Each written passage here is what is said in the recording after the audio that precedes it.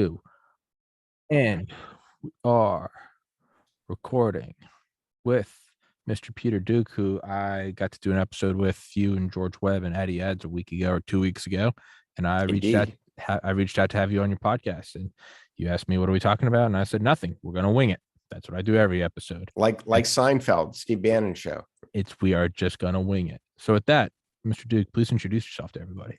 I am Peter Duke. I was a computer science major in college. I dropped out of college. I became a fashion photographer. I did that for about 20 years. And when the internet started to pop up again, people started asking me technology questions. And I made a severe alteration in my career path. And I left photography and I went back into technology, where I built the first entertainment website on the internet, thexfiles.com.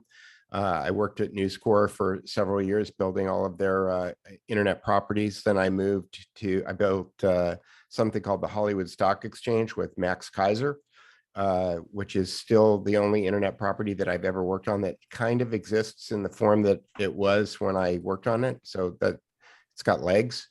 Then I worked for Sega GameWorks, which was a joint venture between DreamWorks, Universal, and Sega, designing online video game systems for Steven Spielberg. Then I moved to Virgin. I worked for Richard Branson for 5 years, and I ran e-commerce over there.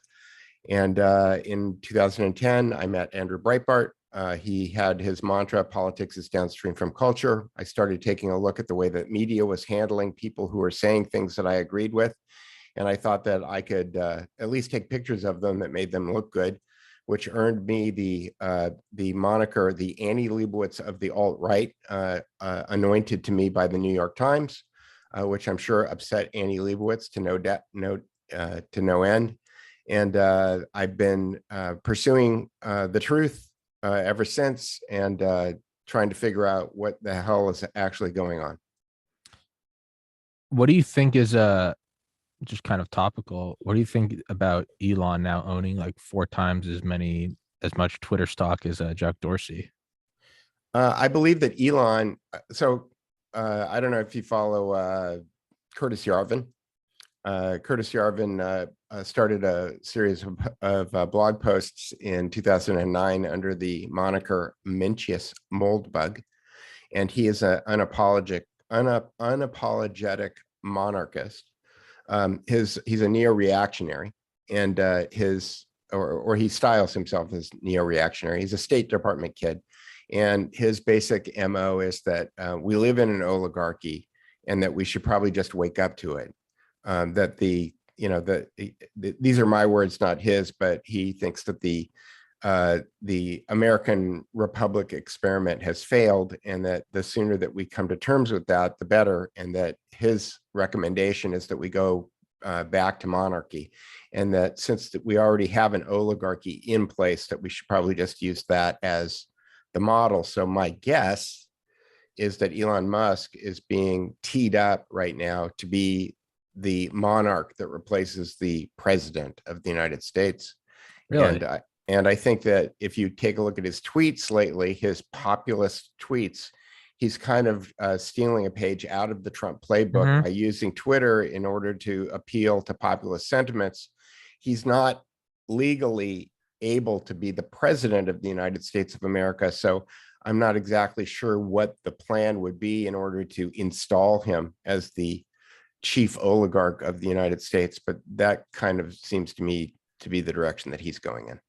I like that idea. Let's go with that. Do you? No, I mean, in terms of like a topic to talk about. Oh, okay. Yeah. No. I mean, clearly, no. I see. I'm not sure in any way, shape, or form whether or not that's a good idea. Me neither. I mean, it's an interesting topic, is when I say I like that.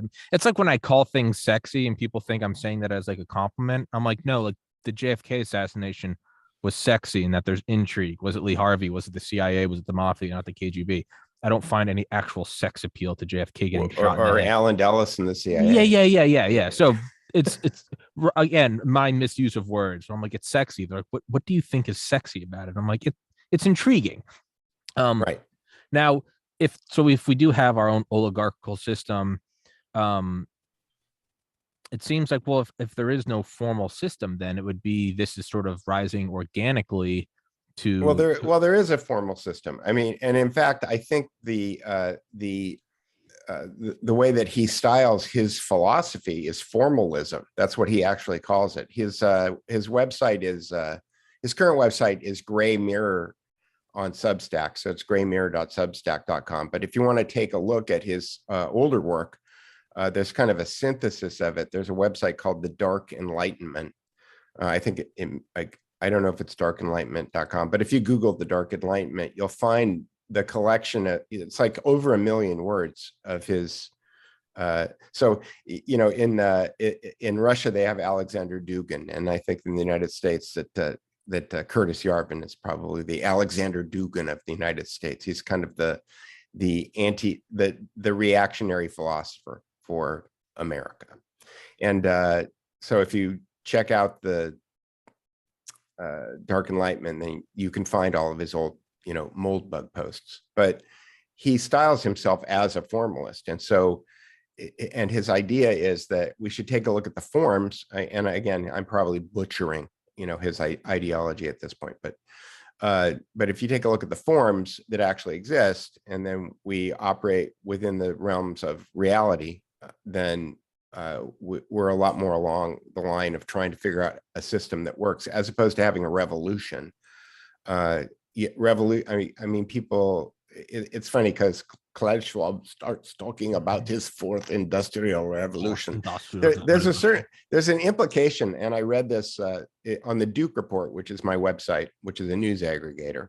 In the lower right-hand corner is a debate that was an online debate that happened between Alexander Dugin and Olavo de Cavaliero in 2011, I think. And in that debate, Cavaliero points out very kind of succinctly that whenever you're using the word revolution, right, you're talking about, you know, shaking the etch a sketch. You know, you're talking about getting rid of the old order and putting in a new order. And so when, you know, Klaus, in his very kind of German grandfatherly kind of Nazi way, starts talking about the industrial revolution. First industrial revolution. It's like what he's saying is, oh yeah, the form of government you have right now will be gone. What is a guy like? Is a guy like that a true believer? Because he's 83. Like he's not, you know, he's not 23. Mm-hmm. Is he a true believer? Because he's not going to, as much as they all tout transhumanism, you know, Bezos and Musk might live well beyond like 100 years. It seems like they're maybe quote unquote young enough, but Klaus is even with, like, you know, the best, I guess, supplementation and like stem cell. I don't know. Maybe I'm an idiot. Maybe he could live forever. But doesn't he? It's like Henry Kissinger getting involved in things, and he's like 99. It's like, what all do you think? That's just someone that loves the game. Is that? I think, yeah, I think that when you're that involved in the game, I mean, I mean, think about the power that you have. I mean, here, I'll relate it to myself. I'll make it. I'll be a narcissist for a second, but Mike Cernovich made this movie,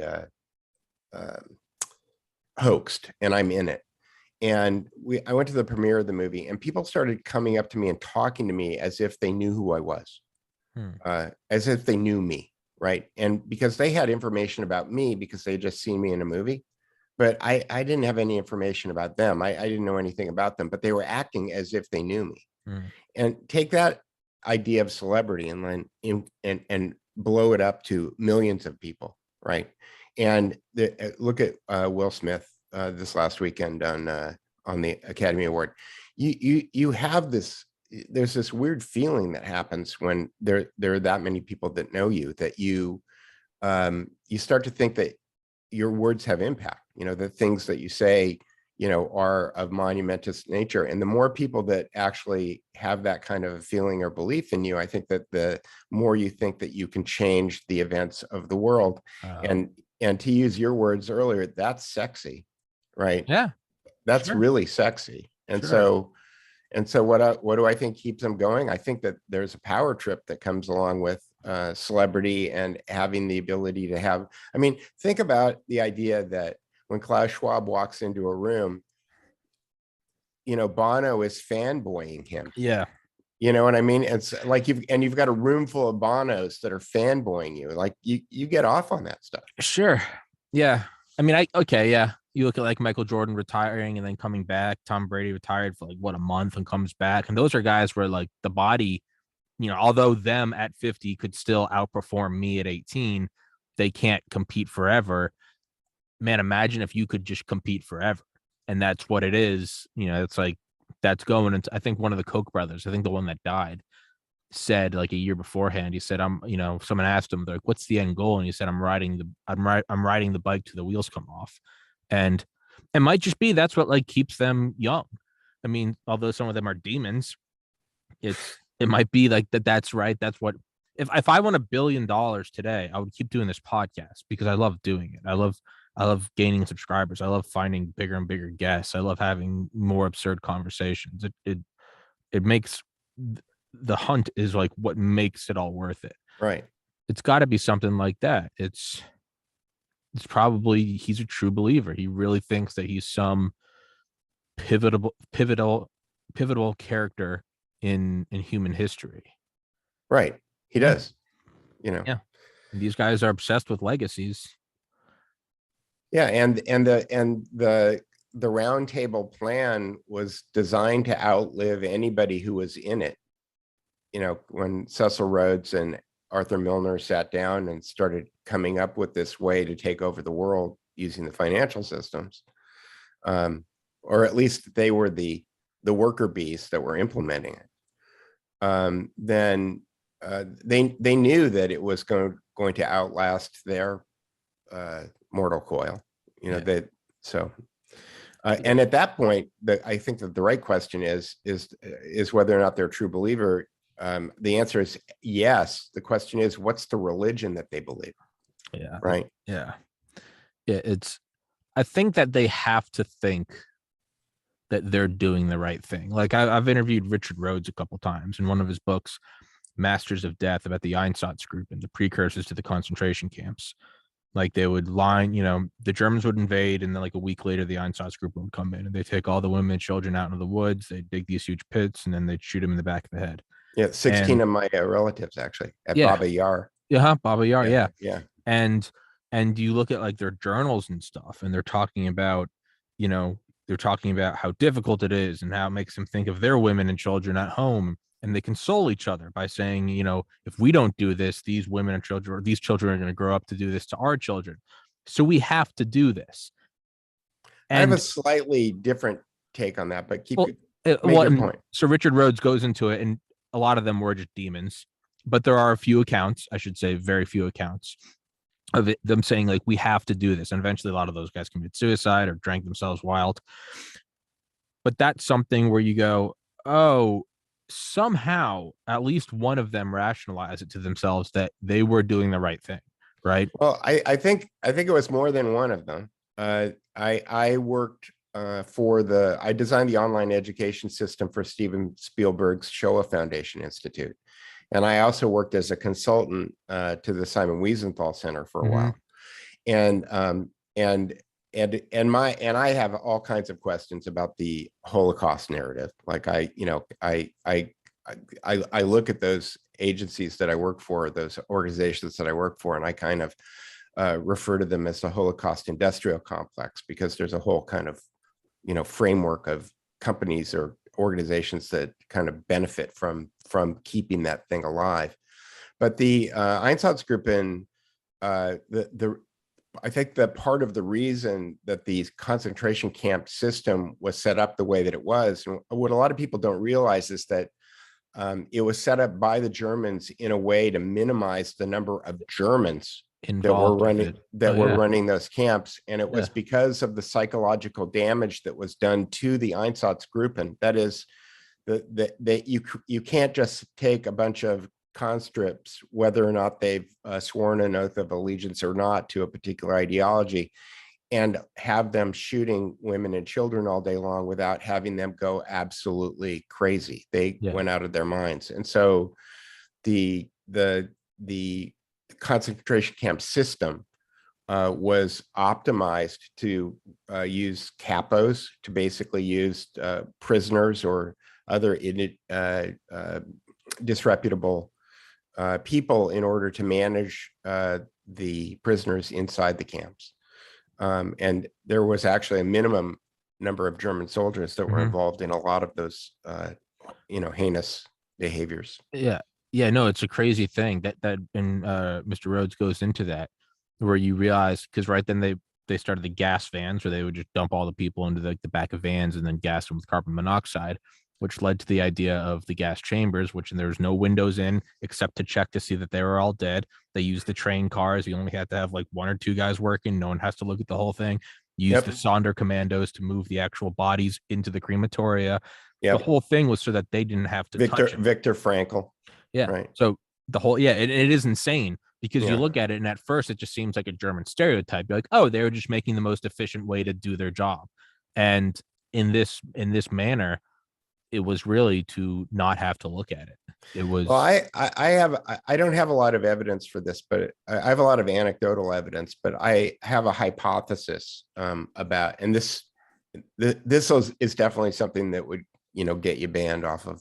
Well, it's cool. Normal already banned situations, but my hypothesis is that Zyklon B was not killed, was not used in order to kill people. That the bodies that were taken, or the people that were being put into those chambers were infected or dying of in bioweapons experiments. That is, they were using bioweapons. Anne Frank famously kind of died of typhus, right? And that the many of the people who were dying in the camps died of disease. And then the question becomes, where did they get the disease, right? How did they get the disease? And you could say, oh, their conditions were unsanitary, or they were doing terrible things to them. Or if you read Andy Jacobson's books, which you're a big fan of, you think, well, maybe they were actually just testing their bioweapons on people in these camps. And if you think of Zyklon B as something that is a, antiviral, antibacterial, it not only kills people, it kills everything, right? That if you were doing biohazard waste cleanup, that Zyklon B might have been a very good way to do that. And it kind of covers the tracks, because the Nazis were like, they saw when the war was turning. That's when they went back and right. So my contention is not that people did not get killed. My contention is that there were not gas chambers. But again, this is how David Irving wound up getting, his entire career destroyed, was by coming up with an alternate hypothesis and then trying to sell it. I'm not trying to sell this hypothesis, but I think that when we look at when you look at Andy Jacobson's work and you start thinking, oh, well, you had all of these people who were building bioweapons, and oh yeah, they happen to be using them on prisoners in camps, and the IG Farben, there was Auschwitz II and Auschwitz III. And Auschwitz III was the IG Farben facility, which they claim was making Buna, which was the synthetic rubber. There's other evidence, George Webb and Mark Kulak have done a lot of research and found that there's something there's like a disproportionate amount of the energy for the Third Reich was going into that factory.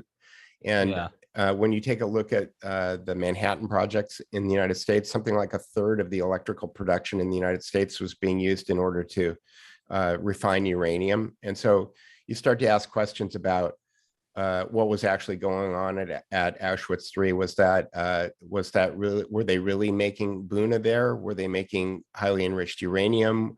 Were they doing medical or biological warfare experiments on the people in Auschwitz II?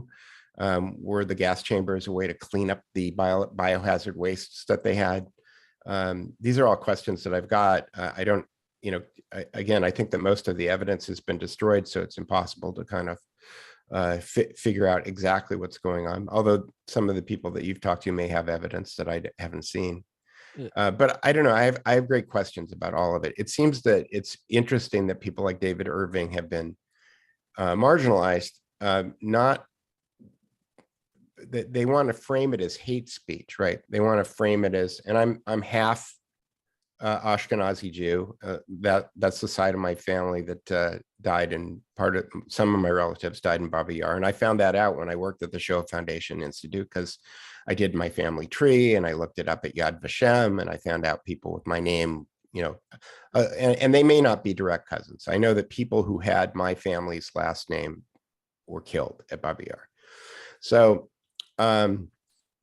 anyway, why am I wandering off? Oh, because racism or anti-Semitism is a great shield, right, for keeping people from finding out some information or some about something. And I think that there's a lot of dark secrets about the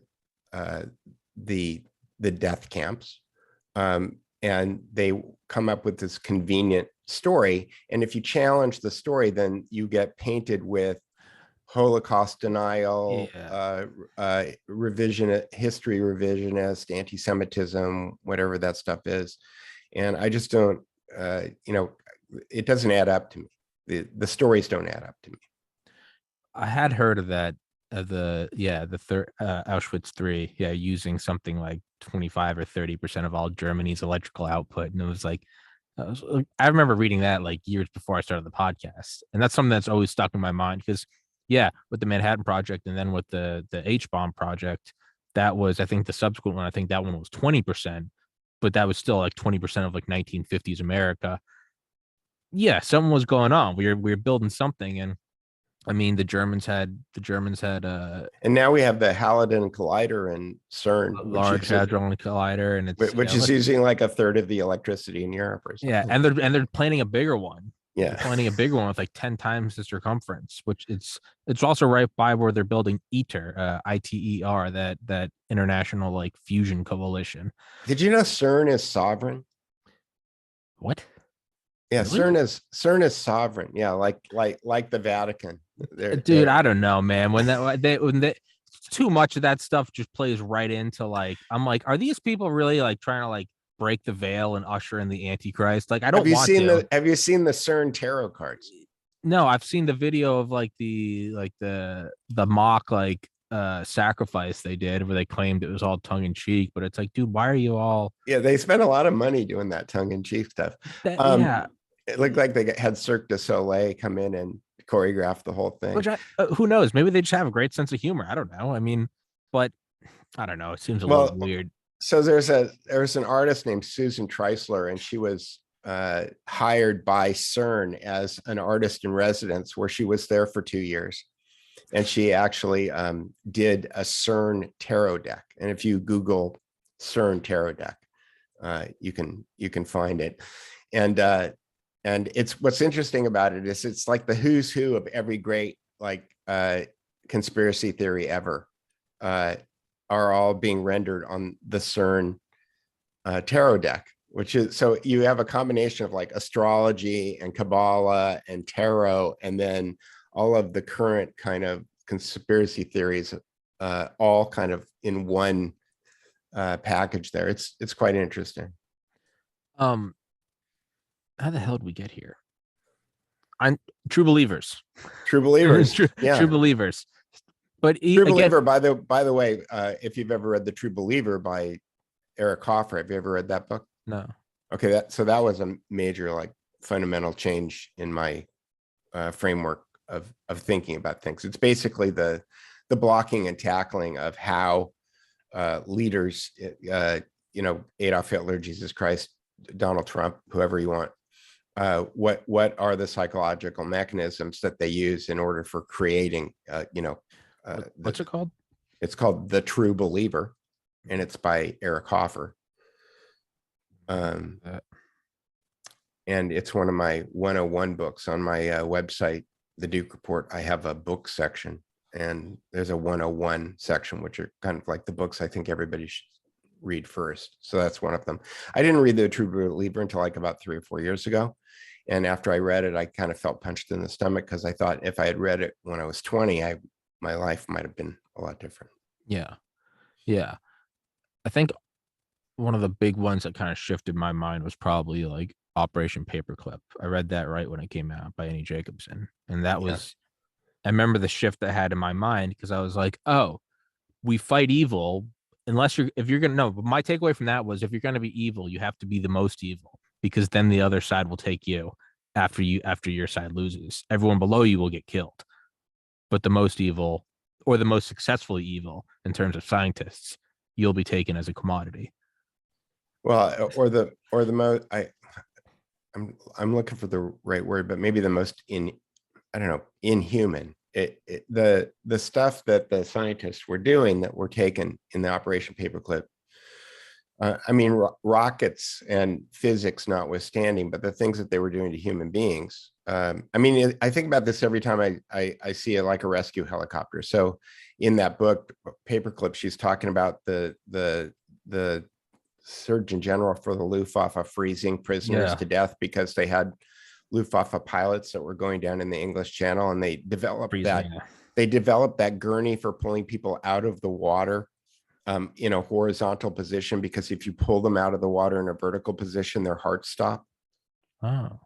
Okay, so that gurney that hangs on the side of all rescue helicopters was designed by the Luftwaffe. God. Okay.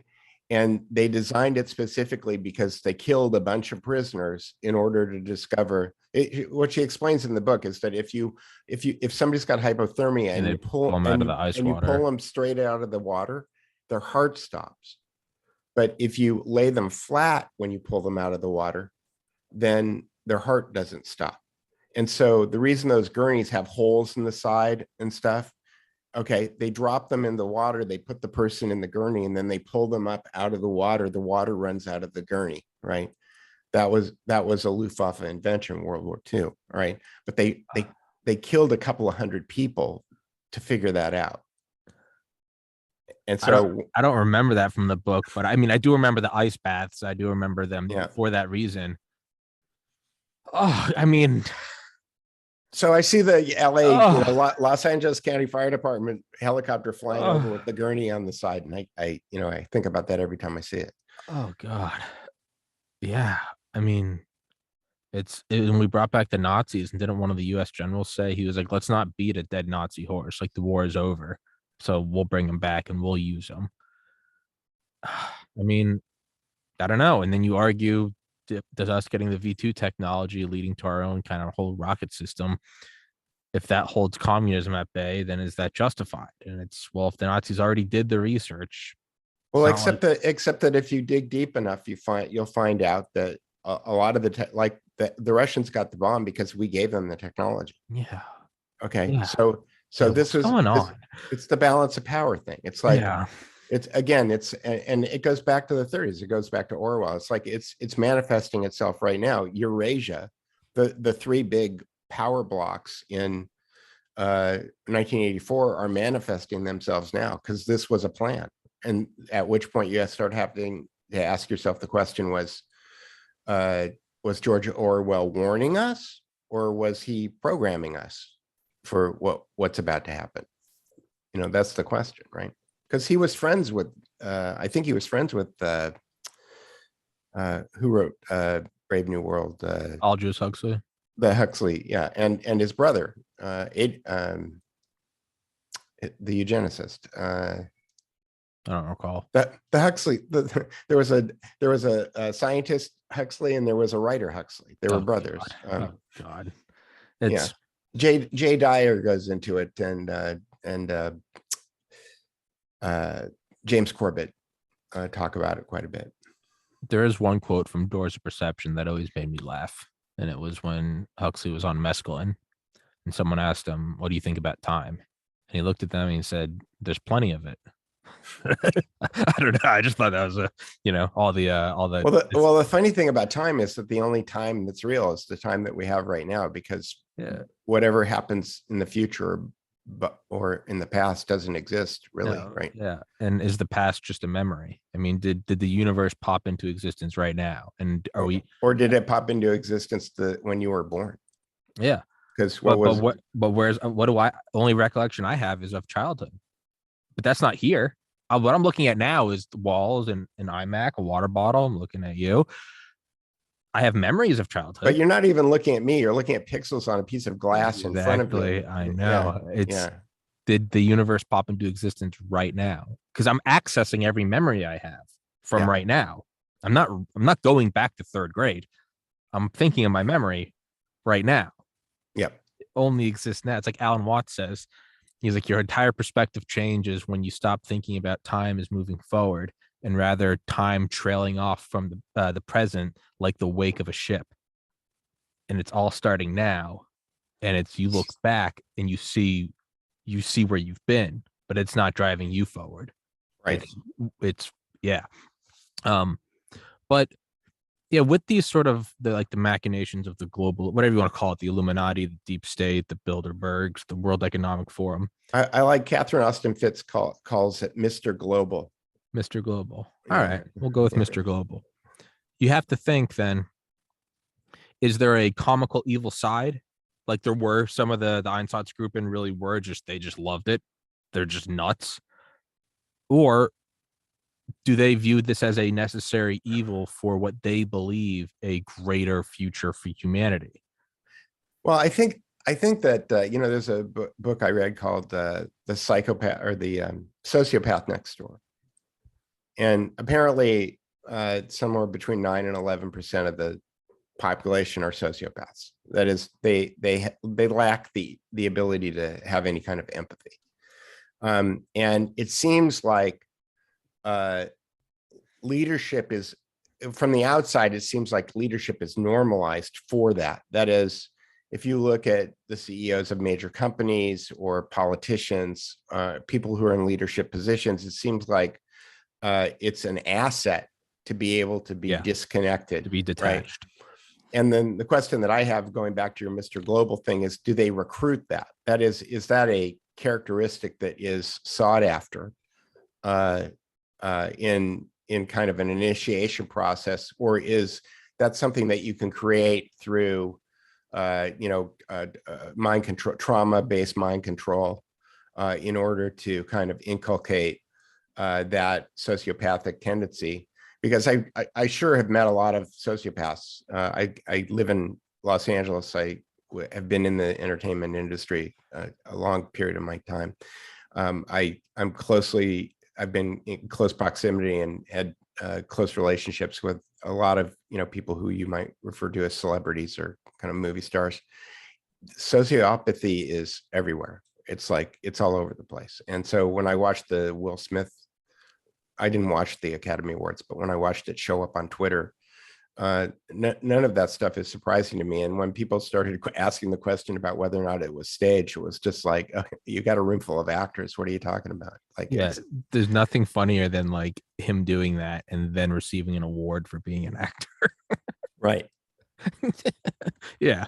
But I wonder, would you have to even recruit sociopathy and psychopathy, or would that naturally just rise to the top because it's the one that can move the most ruthlessly without the quote unquote hindrance of morals and ethics and empathy? Right. Yeah, again, whether or not you're creating it or you're just testing for it, it doesn't really matter. If I mean, look at Justin Trudeau. Like, Yeah. the guy's Yeah. clearly a sociopath. Yeah. Um, So then the question would be, are there a handful of Mr. Globals who are looking at human population, exponential population growth? They're looking at a finite amount of resources, and well, maybe the question is whether or not the well, resources are well, and then I was finite. going to say, and then Yeah. that all depends on, are we accurate with that assessment? It's like if we can successfully use nuclear fusion, I mean, you can use seawater for nuclear fusion. Now, if you don't have nuclear fusion figured out, you're going to look at coal and oil and say we have finite. Right. If you look at fusion, you go, we need like what, a milliliter of like deuterium and water, and that can have more energy output than like even an efficient like fission reactor. Well, then no, we're not energy. We're not. There's not finite. But let's say they're looking at it as it is finite, or it has the potential to be infinite, but we are nowhere near that potential. So for all intents and purposes, in their paradigm, they're saying it's finite. Are they looking at that as, all right, it's musical chairs? Either some of us are going to survive or no one's going to survive. Some of us get in the lifeboats or none of us do. There's no benefit in none of us getting there. We're all just dying. We're all sharing our misery together. Are they just looking at it as, I'm going to get mine? And then can they maybe dress it up as, and we're doing it for humanity too? Well, I think that they're probably doing it. My guess is they're doing it for expeditious reasons. That is, they have a time frame that they're trying to get things done by. And for example, like when you look at the origins of I'm sorry, my words have left me. People who breed plants in order to create hybrids and create better plants, right? Kind of Monsanto before they were doing genetic modification. They would take the pollen from this kind of corn and they would cross it with this kind of corn, and then they would create a new kind of corn that would have better characteristics. So people were creating hybrids, right? That takes a long time, right? And if you're waiting for humanity to kind of evolve in the direction that you want it to eventually go in, you can wait a long time, or you can try to control events. So when you talk about oil, or Fletcher Prouty famously tells a story about how I think it was Rockefeller had been influenced by Rhodes. Rhodes famously, with the help of the Rothschilds, bought up all of the diamond mines in South Africa, created a cartel, which we know as De Beers, in order to control the price of diamonds. If you look at the history of gunpowder, the DuPonts did the same thing with gunpowder. They were selling gunpowder to both sides for a couple hundred years. So you read Peter Thiel's book, 0 to 1, he talks about monopoly capitalism. You take a look at all of the kind of control structures in the world. I get mad at people like Sean Hannity when he starts defending capitalism. It's like, we don't really have capitalism. We have monopoly capitalism. We have monopolies that are wearing a capitalism suit, like somebody else's skin, pretending that they're capitalists, but they're not. How did I get off on? I've spun out into this. What was your question again? Are the Mr. Globals finite resources, limited time frame, right, exactly. So I think that the Rockefellers came up with this idea of fossil fuels, right? This is the way Fletcher Prouty tells the story, that we drill holes in the ground, and the only reason that we're getting this ooze is because it's dead dinosaurs and trees from the Pleistocene age, right? Nobody in Houston will tell you that that's true. They don't call it fossil fuels in Texas. They call it hydrocarbons. It's the hydrocarbon business, and they don't know where hydrocarbon comes from, and they don't know what they think that the earth may just ooze hydrocarbons. It may just be part of volcanic action in the earth. So the idea that it's limited, or that we don't have enough, or that it's going to run out, is complete speculation, right? Which kind of destroys this entire climate change, or carbon-based climate change based on fossil fuels kind of myth, right? So, but why is the myth there? But the myth is there, right? And it's part of the collective consciousness now, because it's been inculcated by the media, and it's a way to control people's behavior in order to get them to do what you want them to do. And I don't know if you watched the global summit that's happened in the last couple of days in Dubai, where are you familiar with that? The COVID Global Summit, or is that no, there's a global governance summit. Okay. So I know there was another global doctors summit for COVID, so that's no. This is well, everybody was, and it was a lead story on the Duke Report 2 days ago. But while everybody was screaming about Will Smith, Klaus Schwab has another event. It's in Dubai. He wasn't there. He only showed up. I talked about it on my show yesterday, and I've got some videos I can show you. But the New World Order is reorganizing, and the big power structure right now seems to be, and it's based on the parts of the conference that I watched, is that the Arabs very much don't want them to wind down the energy economy until they have the other energy economy spun up. And they're trying to spin the hydrocarbon energy economy down in order to juice the green energy agenda. And so you've got a real conflict right now. And I think that what's going on right now in Ukraine, for example, is this clash between what Nicholas Hager would call the Rockefellerites, which are the Russian-based energy people, because the Rockefellers have been involved in China and Russia. They're the Eurasianists. and then the Rothschildites, which are the people who are the Atlanticists. And clearly the Atlanticists are into climate change, clean energy, green energy, all of this other stuff. And then the Rockefellerites are into maximizing the profit of the investments they already have in all of the energy properties that they own in Russia and China and Saudi Arabia. And so clearly, I think that what's going on in Ukraine is just a clash between two banks. And if you think about two players playing Risk, you got the Rockefellers on one side and the Rothschilds on the other, and they are going to go out and have dinner together when they get done playing Risk. Yeah. You know. Yeah.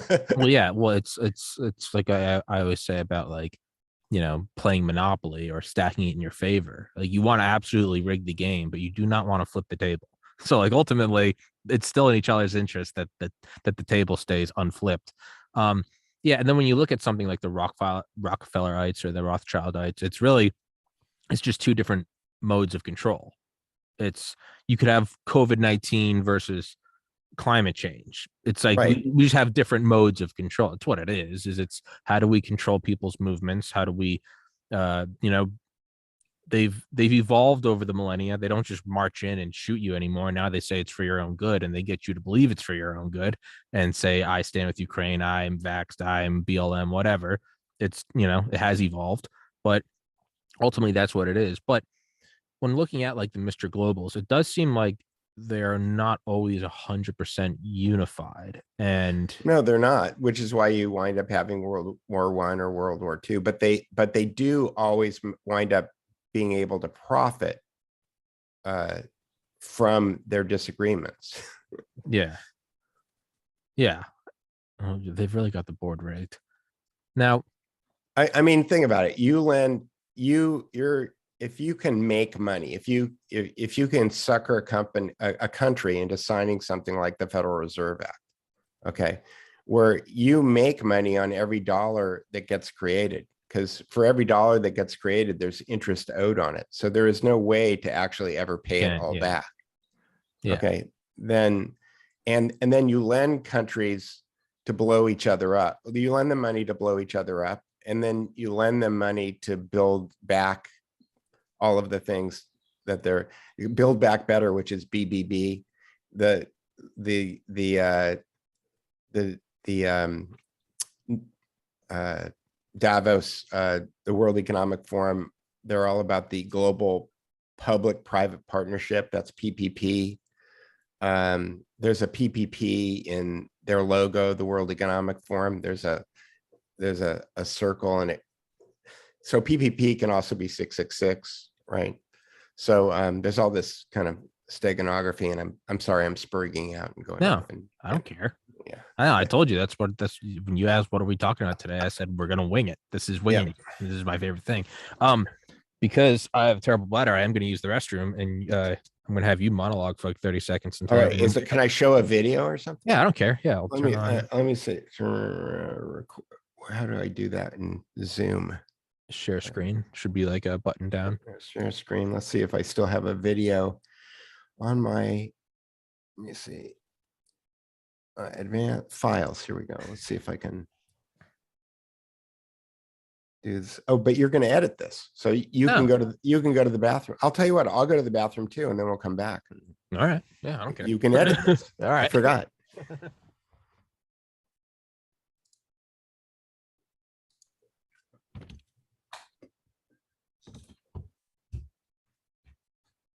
forgot these are you there?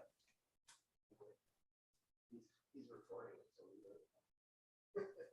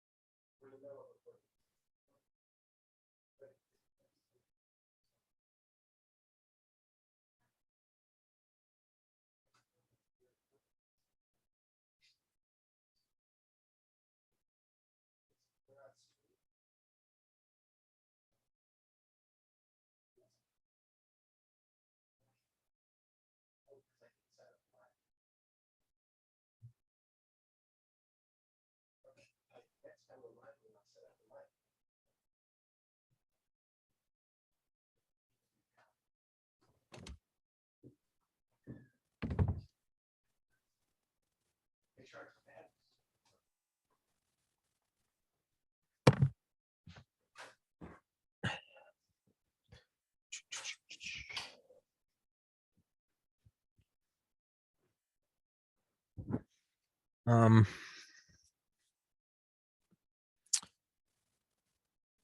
now I wonder if there's a benefit to the factions warring. Like, do we get some sort of benefit from that as the public?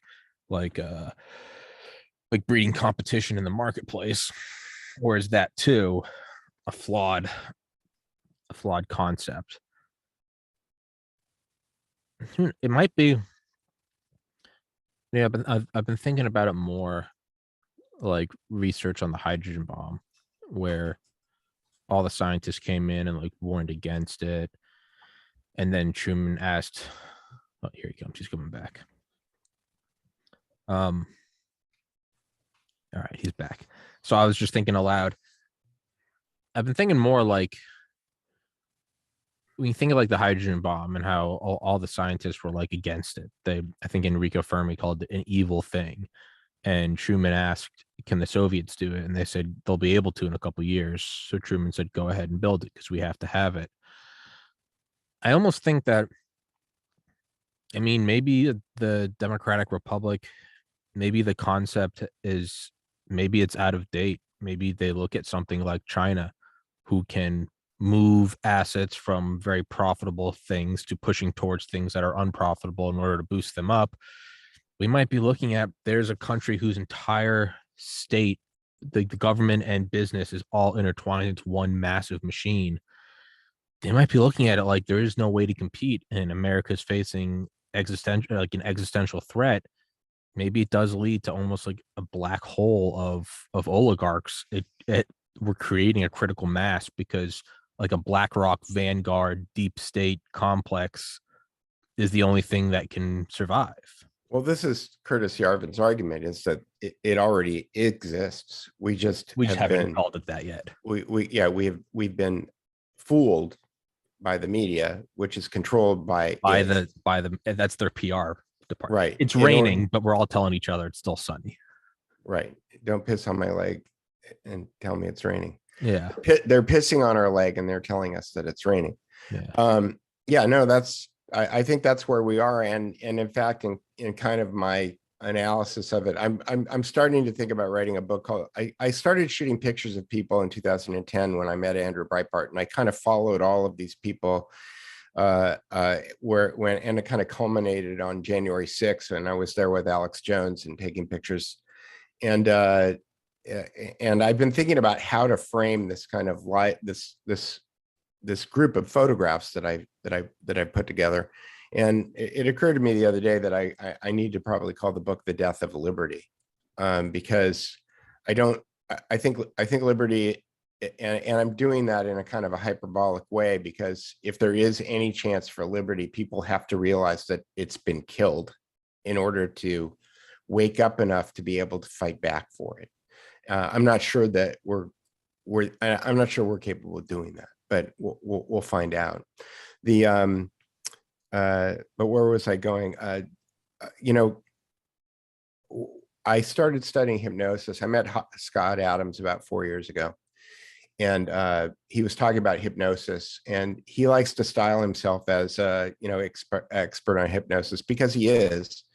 But he also uses it on his audience, and he doesn't do a great job at teaching people how to recognize hypnosis. Or, I mean, he kind of cursorily does it. But I started studying neurolinguistic programming, and there's a great book that is on my book list. It's a short book called The User's Guide to Sleight of Mouth, which is a kind of a very simple kind of hypnosis that a lot of salespeople use.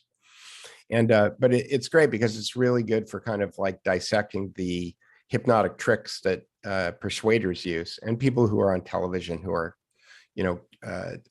having conversations on news shows and things like that use this to a great deal. But the kind of the linchpin to the whole thing is dialectic, right? And that is reductionist dialectic, reducing all things to two choices, right? You have a Republican choice or a Democrat choice, or you have a conservative choice or a liberal choice.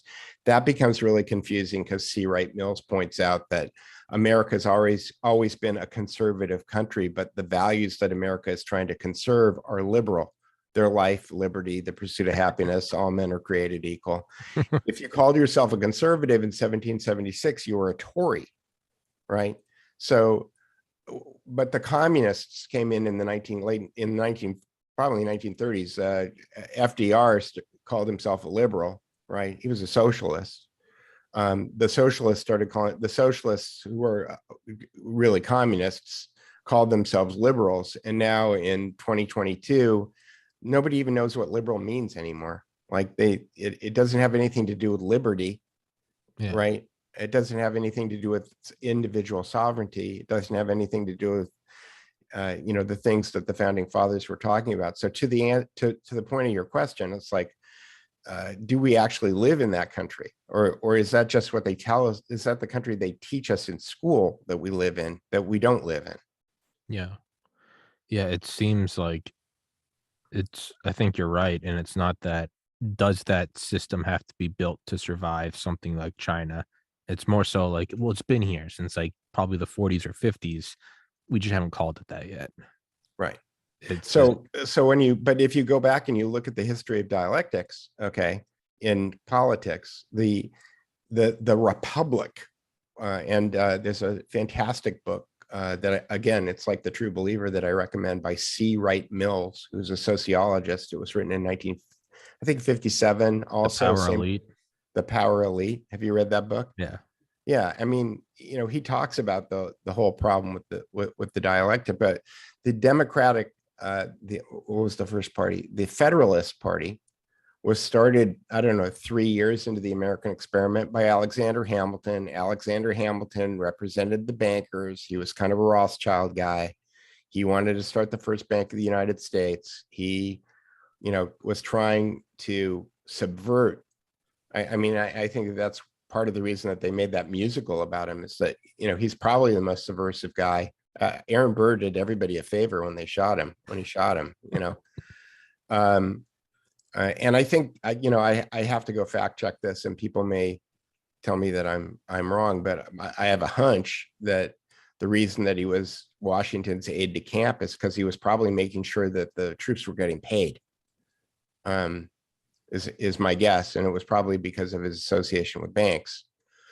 And so he created the Federalist Party. And the result of that was that Jefferson, in reaction, I think, created the Democratic Republicans. And then so now you have the dialectic, right? Now you have two parties. And now you have, in order to control the country, you have to control one of the two parties. Yeah. And you take all solutions that are available and you reduce them to two. Yeah. And when you do that, like, then democracy becomes a popularity contest. Yeah. Yeah.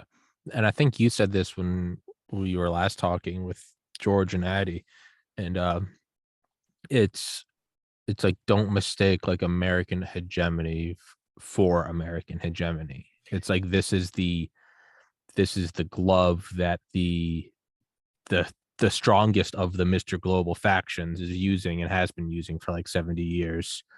You could argue that the China glove is rising, but American hegemony doesn't necessarily mean American. We use the American military and it's operated by American citizens, and we use the American-based Federal Reserve, but don't mistake that for it's American. Correct. And that is the disservice that people like Sean Hannity, and the opposition.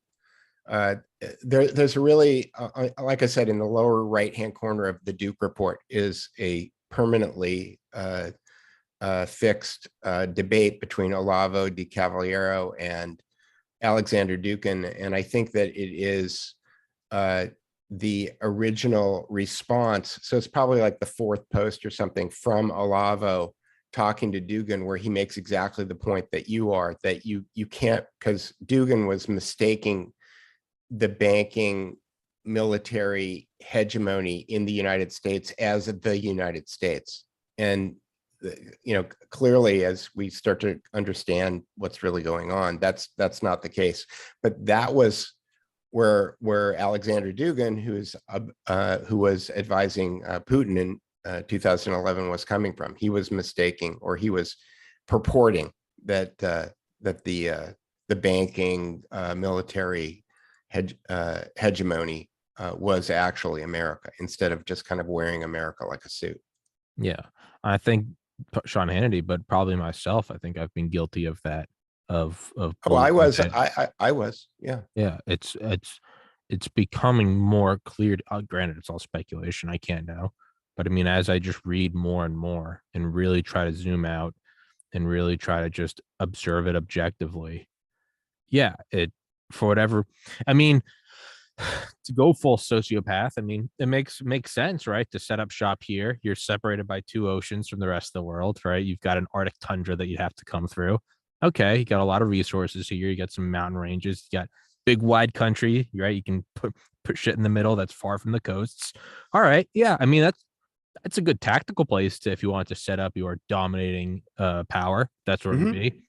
Right. Yeah, And if you had a 400 or 500 year timeline that you yeah, were working yeah. with, If yeah, you wanted to yeah. move it around, sure, that's how you do it. I mean, and it makes sense that they'd almost want to keep their investment. I mean, we have so many nuclear bunkers, we have so many, contingency plans and Air Force bases and things like NORAD or Raven Rock, or it seems like they've like set up shop here. But again, it's not to be confused with it's America. It's no, they And set up maybe shop here. and maybe that's their problem with white people.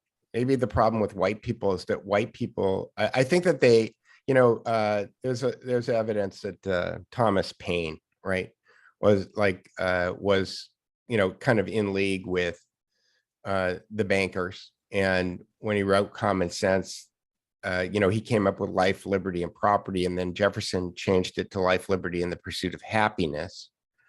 And that clearly, that message was not the message that got sold when they redid it a few years later in France. When they did, it was liberty, equality, fraternity, right? And if you look at life, liberty, and the pursuit of happiness, that's more capitalist. And if you look at liberty, equality, fraternity, that's really more socialist or communist, as it were. So there was something that happened in between those two revolutions. It was like, hey man, we got our messaging wrong here. Like, we got to go back. But the problem with the United States is that liberty, life, liberty, and the pursuit of happiness cat was already out of the bag. It ran across the continent. It was inculcated into the white Anglo-Saxon Protestant control group that was running the continent. And at a certain point, there's a lot of people with guns in the United States who still believe in life, liberty, and the pursuit of happiness. So how do you get rid of them without saying, oh, well, we don't want life, liberty, and the pursuit of happiness anymore. We want liberty, equality, fraternity. And oh yeah, we're going to control you with the CBDC and a social credit score. Okay. Do you do that by confronting them and saying we don't want liberty, or do you do it by marginalizing them, by making them less than for some reason because they're white, Yeah. and you kind of reduce them out that way? Yeah. That's what I've tried to look at it more as this is just like a tactical spot.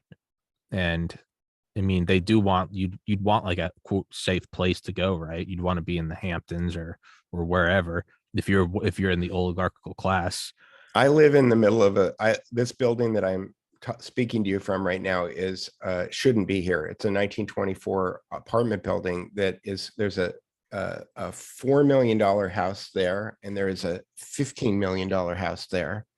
And there's no reason why this apartment building should be here, except that the zoning laws in Los Angeles require a certain amount of multi-family units, and there aren't enough in my neighborhood. But every new house that's being built in my oligarch neighborhood has a double basement. If you've ever been to California, no, I've never been in a house in California that had a basement. And now all of the houses that are being built in my neighborhood, which are huge, I'm talking about, 10, 15, 20,000 square foot houses, are being built with double basements, which is, Basement under a basement.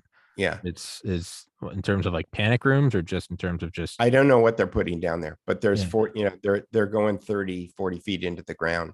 yeah, Um, yeah. I and know then putting a house on top of it. I know they did that in like London. in like the early 2010s. They called them iceberg homes because you had all these homes, these wealthy, assets that you couldn't legally build on more, but they kind of wanted to do that Manhattan thing where I want to get the most out of my footprint. Right. So they're going down. But Yeah. they were like 3, 4 like quadruple basements, and they'd go the entire footprint of the property. So you have a house that was like 15,000 square foot, and then they put in like an 80,000 foot square foot basement. Right. Insane. Yeah. No, I've It's, watched them do it. And they're knocking down 2 houses and putting 1 house there, and they're going down 40 feet. And yeah, I've never seen anything like it. but again, it seems like they kind of want their home base. Right. You'd want your place to, because there's no point in being rich if you can't, there's no point in being a rich oligarch if you can't, enjoy your, Right. Well, you want your own armory. You want your own, you want to know yeah, that you've got a year's worth of food and water and yeah. fuel and. But not just as a home. You kind of want the country. You want the country where it's all, like a bunch of guys getting into a private neighborhood and pooling their resources.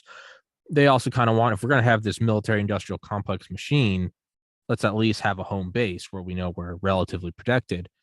Again, that's kind of like how I've been looking at the US. Like, if Well, anything, they're doing that in the Palisades. There's a group called Resilient Palisades, I think, where I think they're putting in their own grid. oh, Um, hell yeah. Well, still, it seems like just tactically, they've already kind of set up shop in the US. So just out of the sheer purpose of already having a lot of these bunkers already built, they might want to keep it here. I don't know. Um, but when I do look at that and I look at kind of, I think they love North America. yeah, Don't get me wrong. I just think that probably, it's the people who believe in life, liberty, and the pursuit of happiness that are going to keep them from getting their plan executed as fast as they want it to be executed. yeah, yeah. Now, are they allowing China to rise? Because if they really view China as an existential threat, they'd absolutely smother it in the grave. And I wonder if you just can't do that because nuclear deterrence. But it seems like maybe they're letting them rise so they can have that dialectic. You have to have the enemy. Yeah, and it was manufactured. It was, David Rockefeller famously wrote a editorial in the New York Times. You can Google it and go find it. He was over there. He sent Henry Kissinger over there a year before Nixon showed up. And the rise of China as an industrial power, China was a nothing. Has been completely manufactured. And the Rockefellers they were very involved in the creation of the Soviet Union, and they're very involved in the creation of the new China. So this Eurasian bloc is, largely a Rockefeller project. So looking at someone like Elon, then they wouldn't they wouldn't want people going and creating a settlement on another planet, right? They'd want to have everyone under their thumb. They don't want, because this is just kind of like those pesky American colonists part two. Like, they're laying out the foundations for ditch the old world, go to a new world. And if they don't learn from history, it'll be, oh shit, that new world might become a monster, it might become a powerhouse, which not so much because it's not on Earth, it's on a different area of Earth, it's a whole other planet. But I always think about that. Like, it seems to be this weird escape clause from, like, it might become a possibility in the next 20, 30 years where you can just leave the monopoly game. You can just leave. You just go to Mars. I don't see how they would want to allow that. Well, anybody's not going to be able to leave to go to Yeah. Mars. The people who are going to go to Mars are the people that get chosen to go to Mars. There's a great book. He's my favorite author, but I have a different opinion about why his books exist now, which is Neil Stephenson. And I think he's kind of the 21st century H.G. Wells. Like, so as H.G. Wells was to Mr. Global in 1895, Neil Stephenson is to Mr. Global in the current era. And he wrote a book a few years ago called Seven Eves. And the conceit of the book Seven Eves is that something hits the moon. he doesn't ever describe what it is because nobody knows what it is, but it knocks the moon into 7 pieces. And the pieces start bumping into each other. And astronomers quickly figure out that within about 2 years, there's going to be something called the white rain, which is there's going to be a meteor storm that will destroy everything on the surface of the planet. And so there's this race between the Elon Musk, Jeff Bezos, Richard Branson types to get as much shit up into space as possible in the shortest period of time. And in order to do everything that they can to save humanity. And then but the book is largely about the politics of the decision-making process to figure out who gets to go, like whose DNA gets to be saved, which records get to be canonized and which ones are discarded, because that all becomes a process when you put a 2-year time limit on it. And so I would recommend going and looking at that just to try to figure out what, and I read Neil Stephenson's books now and I think, okay, well, he's been read into the program. So they bring him in, to CERN or to someplace at Langley, and they read him into a program for a Rand Corporation in Santa Monica. They read him in for 3 days. And then he takes a bunch of notes and then he goes back and writes a book based on into the public consciousness. The briefing. Yeah. Yeah. Because the metaverse comes from his breakthrough novel, which is Snow Crash. Oh, really? Yes, which came out in 1989. Now, do you think so the metaverse kind of seems weird because it seems like if there's the finite, just that the whole paradigm, but whether or not it's true, the finite resources thing, I don't know, maybe it does go hand in hand. You just take the average person, you get thrown in maybe a 10 by 10 foot block, you get a mattress and you just plug into the metaverse or metaverse 2.0, 3.0. In Snow Crash, everybody was living in shipping containers. Yeah. Yeah. Seems like that might be the way that they're going, is just right. You could probably bring your biological, your homeostasis levels down to survival. You could probably truly survive on like 1,000 calories of soy a day. Fuck. And when you've got the goggles on, you're having, think about how fun it is when you're playing a video game, Yeah. Well, they'll look at haptics. So once they have full immersion, just like sex, no one will care. Well, I think it was Dennis Leary who said that when they come out with virtual Claudia Schiffer, it will make crack look like NyQuil. Oh, but no, but really, once you can just go in and just be in an orgy forever, that's the way to take over. You don't take them over by throwing them in the gulag. You take them over. You don't do 1984. You do Brave New World. Right. And that was Neil Postman's thesis in the book, Amusing Ourselves to Death. Now, that was his whole thesis. So kind of on this, like just looking at like the hyper big picture, what do you think about like Bob Lazar? I don't know who that is.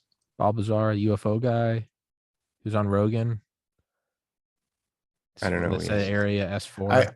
I follow what's his name? Daniel List, dark journalist. And the thing is about the UFO file is that there's a lot of noise in the channels, and the noise is on purpose. Yeah. George talks about, like, there's the Anastasi event in 1946 or 48, which is like the first UFO thing before Roswell.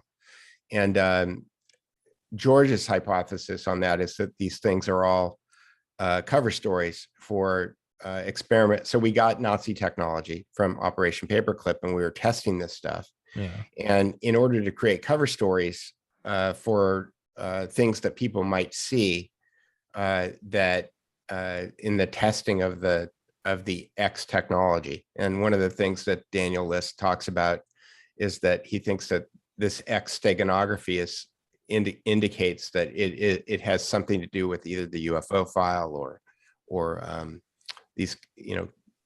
there are programs, and there are cover programs on top of those programs in order to make sure that people don't understand what they are.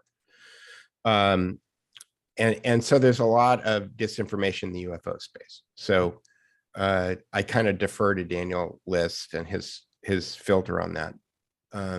So what is this? What is this? The thesis that you're Oh proposing? really, I was more importantly, I was bringing up like UFOs and alien contact, less so Balbazar, more so of that. Um, yeah, if it's not UFOs and it is our own experimental craft, that would kind of lend to the idea of like the breakaway civilization, right? Right. And so that's the big question. And that's why the UFO file, there are, if you follow Daniel List, his contention is that there are people out there that contended that the reason that JFK was taken out was because he was going to reveal the UFO file. Now we don't know what's in the UFO file, right?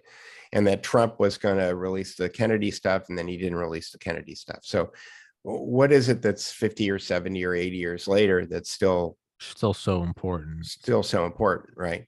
Is it that it was all fake? Is it that that Nazis were in touch with extraterrestrials and that's where they got all of their secret knowledge from? Is it that all a cover story for the fact? So, for example, this may seem non sequitur. There's a guy that I follow on Instagram named Robert Edward Grant, and I subscribe to his newsletter and I watch his private videos and stuff. And so about 2 years ago, he claimed, and I believe him actually, that he has used geometry and math to solve a problem that nobody knew existed, which is if you take two prime numbers and multiply them together, you get a new kind of number that he discovered called the quasi-prime. Well, the problem for mathematicians and internet security people with that is that, and here comes the leaf blowers that I warned you about. Tell me if it's a problem. We can wait. But what Grant figured out is that if you multiply two prime numbers together, you get this thing called the quasi-prime. Well, why is that an issue? Because the way that public key encryption works, which is the way that all transactions on the internet are encrypted, is by using two prime numbers multiplied together in order to create a hash. And the common mythology, and I call it mythology because of Grant's contention, is that if you've got a number that's like 496 characters long, 4096 characters long, that it'll take you 10,000 years in order to figure out to decrypt it, right? Grant discovered something in the periods. That is, when you multiply two prime numbers together, it creates patterns in the numbers that he discovered. And he discovered that by applying simple math constants to these periods, he could figure out what the root is of any quasi-prime number. The reason that that is important is because it means that there is a backdoor built into all internet encryption. There is no encryption on the internet, right? So here's the question. I want to believe that Robert Grant actually discovered this, that he's a polymath genius and he's probably got a 180 IQ and he's probably the smartest guy on the planet since Albert Einstein, and he figured this out. I want to believe that. The cover story is, though, that this is a leak, right? And that for whatever reason, the powers that be need everyone to know that whatever it is that they thought was secure in the past is no longer secure. And everything that you've ever put on the internet that you thought was hidden behind some kind of wall of security is now naked to the world, or at least naked to the powers that control the world. Yeah. Right. So what's funny is that Grant's work is based on a right triangle, and the name of Klaus Schwab's cybersecurity event is Cyber Polygon. Okay, so is one in law enforcement, they call that a parallel construction, right? So is Grant a polymath genius? I want to believe that. Or is he a parallel construction? Could easily be true. Yeah. In fact, both could be true. Yeah. Yeah, he could have constructed it in a parallel manner. He could have been read in, or he could have been fed the right crumbs to go along that path and maybe facilitate his right. Parallel construction. Right. Likewise, if you take a look at his he's got a partner, a colleague that he works with named Alan Green, who decoded the cover of Shakespeare's sonnets, which were released in 1609. Yeah, I've seen that video. Yeah, I got in touch with that guy right when I started the podcast, and he said he'd yeah, come on. Then he ghosted me, and that was like 2 years ago. I know yeah. exactly what you're talking about. Alan Green, yeah. Yeah. Well, here, and I was talking to my girlfriend, or my fiance last night. Shouldn't call her my girlfriend. Ooh, I was gonna say, man. Yeah, it's like you can edit this out. That was a fatal Yeah. mistake. So it's not good. It's not good. So, but I put her to sleep last night reading to her the history of longitude, because at the end of that video, Green says that the longitude and latitude of the Great Pyramids are coded into the cover of the Shakespeare sonnets. Mm-hmm. And latitude is something that has always been able to be measured because it's based on the proximity to the poles, right? And the Earth spins at a 26-degree angle, and so you can always figure out what your latitude. Figuring out your latitude has never been a problem. Figuring out your longitude has always been a problem, and it is relative to wherever the quote unquote prime meridian is created. And so what's interesting about the math in what Alan Green presents in that video is that the longitude is only correct if the prime meridian 0 goes through Greenwich, England. So the pyramids were built a long time before the observatory in Greenwich, England. Okay, which means that somebody must have decoded the pyramids and decided that they were going to put the prime meridian of 0 in Greenwich, England, based on the math that's encoded into the pyramids. Who did that? Is that Francis Bacon? Who gets that creative license, right, to say this is when it happened? Yeah, it'd be like referencing America, like sea to shining sea, like in the Bible. It's like, no, you'd have to retroactively do that. There was no. Well, Francis Bacon did write a very interesting book called Atlantis, which sounds a lot like America. Yeah. Yeah, no, that's a crazy video. I've watched that video so many times where he's like, let's look at this. And it's like the PP and the M is for this guy. And he does it all around. Yeah. And he gets all the constants from it. One thing back to the encryption, I've just thought something about, like, maybe it's just because I have my own limited knowledge. And so this is like my own way of protecting my ego. But something about Bitcoin has always, or crypto really, has just something about it just makes me uneasy. It just feels too much like it's too good to be true. Take the snake oil. And it's like, I know everyone it's funny that you said snake oil, because that's what the Rockefellers started selling originally. Yeah. But I look at it and I'm like you said, for whatever reason, the powers that be have decided, I don't know what it is. Is it a honeypot to see who can crack it? And thus that's a way to see who's like achieving like strong AI first. Is it a way to make people think that they're talking, or that they own, like, encrypted funds, just to see how they act when they think that they are kind of doing things in the black? I don't know. It seems like an NSA or like a CIA creation. Yeah, it's definitely something. Caitlin Johnstone is one of the contributors that I aggregate on my Duke Report website. And I try to read all of the stories that are on the Duke Report. The Duke Report is an aggregator, so it's constantly pulling stuff in. And so I'm constantly, my fiance and I are constantly trying to read as many of the stories as possible in order to determine what we're going to put on the top of the page, and then just try to keep up with it, right? Yeah.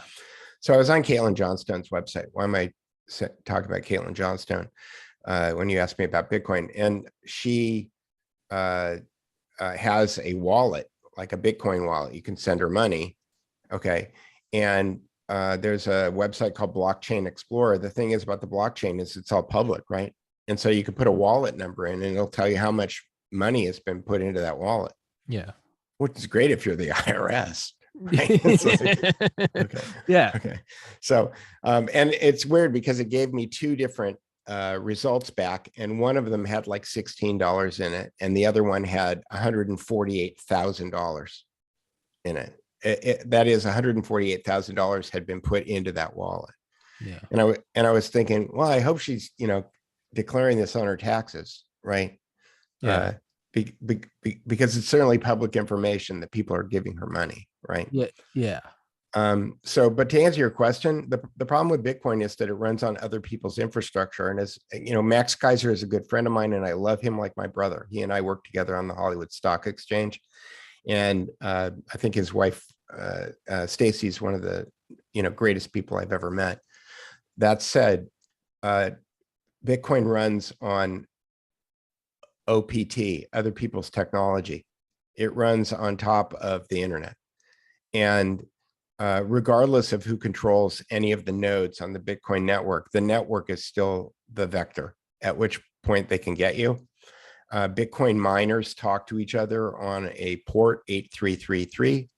If China or the United States or Russia or anybody decided that they didn't want Bitcoin working in their country, they could just block port 8333 on the root routers on all of the routers for that country, and Bitcoin would immediately stop working in that country. That doesn't mean that the miners couldn't reassign the port to another port, because they could. Okay, but it would turn into this game of whack-a-mole with port numbers, kind of like avoiding Twitter bans or YouTube bans or something like that. And it would reduce the utility of Bitcoin to practically zero. So I think that the idea that it is a technology that supersedes governments ignores the fact that the internet is a government program, right? The internet is controlled by governments. So if you think that you can avoid governments by using the internet, then you're going to be in for a really rude awakening. The thing that's interesting, though, as a dynamic, okay, because we're always talking about dialectics being used in order to control the behaviors of people, Elon Musk is putting his own internet up into the sky. So if you made Bitcoin only work on Skynet, okay, but it doesn't work on terrestrial net, okay, then you could split the population out. You could create two parallel economies, one based on space-based transactions and the other on land-based transactions. The other thing, too, that nobody talks about is, I think it's called the Harrington event. Have you ever heard of the Harrington? I think it's the Harrington event. Is that the big CME, the coronal mass ejection? Yeah, the coronal mass ejection was in the 1800s. Yeah. That destroyed the telegraph system, the global telegraph system. The least destructive thing an EMP has ever done. Right. And that's the other thing, I keep thinking, my fiance is like, she's a big fan of SMOD, the sweet meteor of death. And, I was walking with her the other day and thinking, maybe all we need is a big coronal mass ejection to kind of reset the Etch-a-Sketch right now. Because that would certainly take out the New World Order pretty quick, their current plans pretty quickly. Except for all their like EMP shielded bunkers. Yeah, I have an EMP shielded car. Yeah, really? I have some EMP shielded yeah, I have my ham radio and an EMP shielded box. I have a copy of all my podcasts in like an EMP bag. So I figure if something happens, that one's inside of a fireproof, waterproof safe. Figure if something happens, I'll be dead. But in the post EMP world, maybe my podcast will be like the only existing. You better leave a podcast player in there too, in case. Well, that's the other kind of like LOL. It's like, okay, we got the hard drive. What are we gonna do with it now? Yeah, what's on it? Oh, they're very shiny. Look, you can see yourself in it when you take it apart. Yeah, no, it'd be like apes playing with the monolith in 2001. Right. The Black Rock. Yeah. But it's just a hard drive of my podcast. Bum bum. No, but the monolith is a Black Rock. Oh, I got you. I see what you did there. And if you look at the way that Kubrick shot it. At one point, when the moon comes up, when he shoots it really close, it becomes the unfinished pyramid. Oh, really? Oh yeah. I made back when I taught myself graphic design, I actually made a really cool design that ended up putting onto a hoodie, but it's I wanted to make it like a snowboard design, even though I've snowboarded once when I was in like 4th grade. Mhm. But it was like all these old like cuneiform cave drawings, and it rose into like an ape screaming, which ascended into like, I'm really not doing any justice describing it. It was awesome. But um when I think of like Bitcoin or something, it does seem it's kind of like, how come the government hasn't broken up like the monopolies of big tech? And it's because it's in their interest not to. Well, no, Is because they're partners. Well, that's what I mean. Yeah. Is you have a monopoly. Instead of breaking it up, you tell them, hey, you're gonna, censor what we want you to censor to circumvent the First Amendment, and in turn, we won't break you up. It's just applying pressure. When I that's kind of how I view something like Bitcoin. If everyone's like, we took the power away from like centralized government, and it's like, yeah, the thing that has like gotten presidents shot, we just managed to, it's ours now. We got Bitcoin, and the government's going, oh, drats. Um, would you share? Download. Oh, yeah. That is badass. It's the unfinished pyramid. Oh, And it's BlackRock all in one. All in one. I'm gonna hold on. I gotta pull up the thing I made now. I have to. I'm very proud of it. Have you ever read Higher, Farther, Faster? I have not. It is a book about Volkswagen and the scam that they pulled on emission standards. Basically, Volkswagen figured out that with computers in cars, they could tell when the cars were being emissions tested, and that they could arrange the computer in the car to pass the emissions test and ignore all of the requirements for the emissions test when the car was not being tested. So they would get high performance. But And when you put the car on a dynamometer and stuck something up the exhaust pipe, it would pass the emissions test. But as soon as you took it off the dynamometer, it would go back to being the ugly fire breathing dragon that it was. and they got caught. But the thing that makes it very interesting, the book very interesting, is that Volkswagen was a Third Reich company. It was set up by Hitler, and it is the perfect company for fascism. That is, it was designed that way. And if you understand the way that Volkswagen was designed and how it integrates with the government, then you see what the model is that Klaus Schwab is trying to kind of replicate over the world.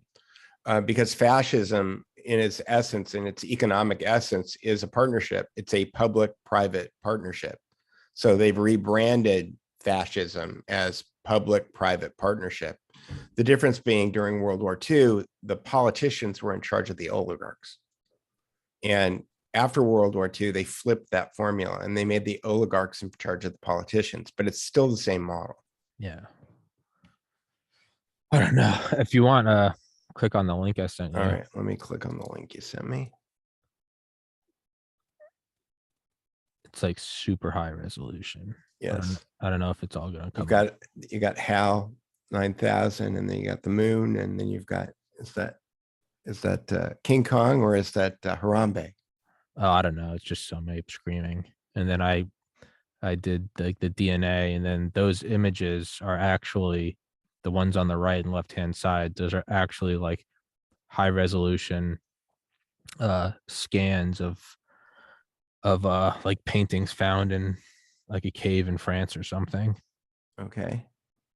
That's really it. There's no purpose to it. There's just, that's an art piece I made. No, I'm talking about 2001. It's nice. Thank you. But to look at something like Bitcoin, but I'll keep you verbally hostage if you don't tell me whenever you gotta go. So I can keep talking, but I don't want to keep you forever. Let me know. Uh, I say I'll go for 20 more minutes. All right. All right. Um, so when I look at something like Bitcoin, it does seem like it's being allowed to exist for whatever reason. I don't know. Just like you said about the encryption, for whatever reason, the powers that be have decided that it needs to go out to the populace that your encryption never existed. For whatever reason, it's in their interest for Bitcoin to exist. Yes. What do you think that reason would be? Or is that something we can even begin to speculate on? Well, I think that you've got, okay, so fundamentally, you've got two different kinds of systems, right? Bitcoin is distributed and public. And CBDCs are centralized and controlled. There's controlled there's controlled access. The people who have access to CBDCs are banks, the individual account holders, and the government. Bitcoin is completely public but decentralized, and the only thing that's private, right, are who owns what wallet. Except that unless you take extraordinary precautions, there is no way to have a Bitcoin transaction that is not associated with an IP number or a MAC address or some other digital identifier that attaches you to that account, right? And so it's inverted. Like I said, I looked up Caitlin Johnstone's wallet and it said there was $148,000 that had been transacted through that wallet, or at least that wallet number that she has on her website. That's, I don't know how you feel about having the public access, the ability to know exactly how much money people have given you for something. But it's a different paradigm, right? And so what I think that they're doing is I think that they're A/B testing paradigms, right? They've got think tanks that are looking at all of this stuff. They've got think tanks that in the global government summit that is happening right now, happened the last 2 days. A big part of the discussion is about cryptocurrency. It's about Bitcoin. It's about diversified versus centralized, because every central bank right now has a CBDC plan that they're rolling out. In the last executive order that Joe Biden signed, he authorized the Treasury to explore, CBDC, but they want to use CBDC in order to control everyone. And what they're going to sell it as, they're going to sell it as like, don't you think that filing taxes is a pain in the ass? How wouldn't you like it to just be automated? You won't, April 15th will come and go. You won't even have to think about it anymore. We won't even have April 15th anymore. Your taxes will just be prorated and you'll be taxed as you go. That's the control, what they call the control grid component of CBDC. So CBDC requires a lot less resources. That's the other thing about Bitcoin, is that it requires a disproportionate amount of energy because the hashes all need to be verified, and they require GPUs and a huge amount of electricity and all of this other stuff. And those GPUs could be used. They could be really used to the highest amount of value if they were being used to render the metaverse. I was about to say, yeah, yeah. You'd already have all these data centers that are all like racked up and ready to go, with Mark Zuckerberg coming in and buying them for pennies on the dollar. Yeah. I was thinking about that, like, to interrupt, is like, man, like if AI for whatever reason wanted humans to construct more of its backbone, but it didn't want to overtly show its existence, how would it do it? Would it create Kevin something Kelly wrote that book. Oh, damn it. So it's called What Do Machines Want? Well, and the idea is that cell phones are a life form that use human beings to make themselves better every year. Yeah. And so what would AI do? It'd create Bitcoin, which is literally just like scratch off lottery. And what would it do? That's just the carrot, and it gets us to just build GPUs and bigger, stronger graphics cards, and the prices go up, so we push for them even more. What would it do? It'd release a virus so that we all stayed inside, and so our video streaming technology would have to become, we'd have to rely on it more, and thus more for whatever reason, it has us building out its neurons. Right. All the Bitcoin miners who are ruined will be offered jobs at Meta Yeah. as IT professionals. Yeah. Yeah. That's exactly what it would be. They would buy up all they're kind of pre-built, right? Mm-hmm. All those mining stations would be used to run Meta. Right. um, do you, in like the last 10 minutes, do you think that there's like any like opposition to the World Economic Forum?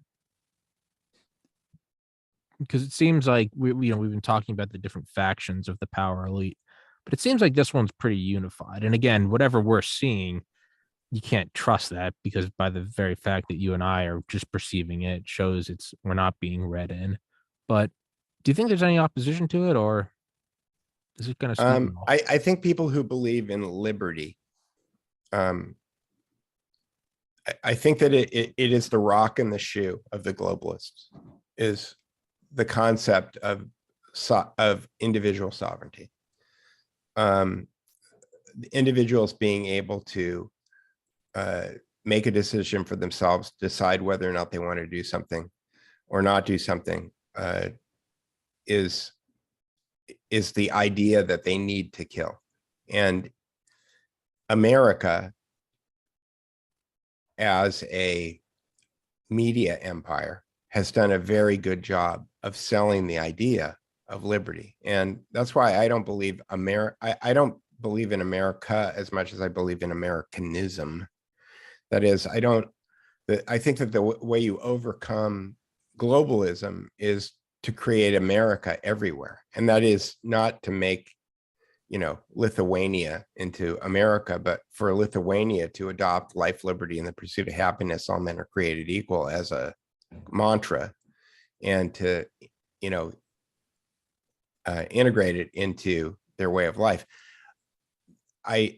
That said, I don't think that most people understand that this is an existential battle between liberty and slavery. They don't recognize it as that. Yeah. Again, as long as there was a great book by Vyacheslav, or essay by Vyacheslav Pavel, called "The Power of the Powerless," where he does a very eloquent job of describing the difference between opposition. That is, Sean Hannity and Tucker Carlson, as much as you love Tucker Carlson, they still operate within the framework of the established order, as opposition. And the only way that you actually can overcome the established order is to not participate. So after January 6th, I unregistered to vote, because I don't want to participate. The system is clearly rigged, and pretending that it's not and thinking that we can vote our way out of this is a fool's errand.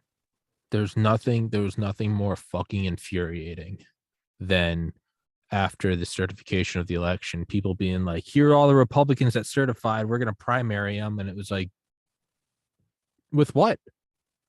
How? Right. The very thing you're arguing against the certification is we saw the business end of the CIA on November 3rd.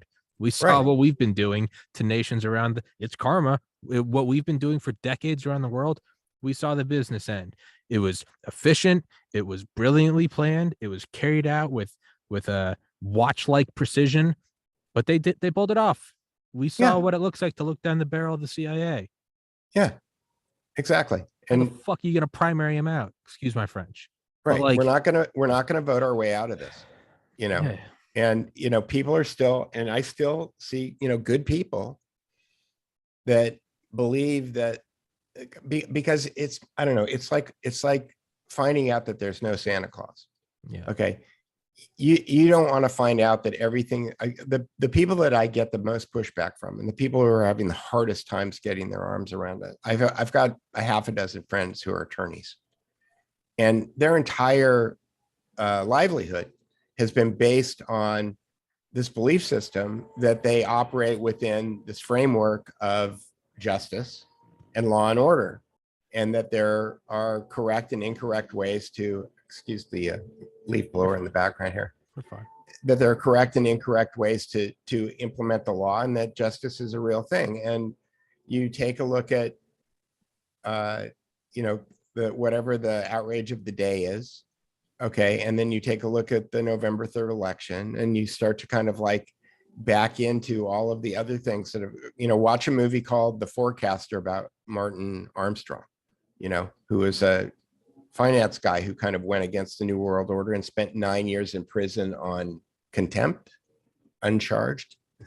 It's not supposed to happen, but it happens in the United States. You look at Julian Assange, you look at what happened to every whistleblower. So we had this technology program called it's the one that the Intercept used, called Secure Drop.